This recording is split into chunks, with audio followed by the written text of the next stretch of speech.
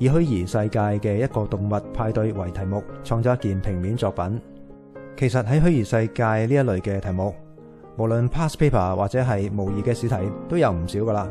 所以如果平時有練習開呢一類題目嘅人，應該唔會覺得有難度噶啦。好啦，咁喺講呢條題目之前，大家都可以睇下我呢兩張示範作品。雖然題目唔同，但我相信都可以俾到大家一啲提示嘅。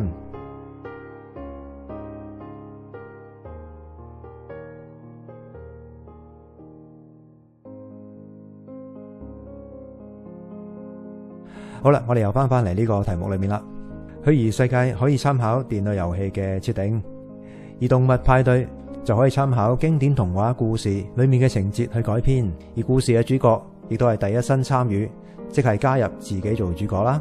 虛擬世界同埋現實世界有冇啲咩交疊嘅地方呢？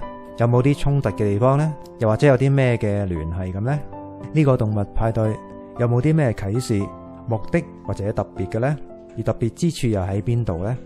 呢個虛擬世界嘅動物派對會唔會反映到現實呢？又或者係現實嘅相反呢？或者係有啲咩暗示喺呢個世界裏面呢？我哋想藉住呢個動物派對嚟講啲咩呢？想表達啲咩嘢呢？會唔會對現實世界嘅一種逃避呢？又或者對現實世界嘅嘲諷呢？我哋要借住呢啲題目，發揮我哋想象力，喺有限嘅時間裏面創作一件稍為有深度嘅作品。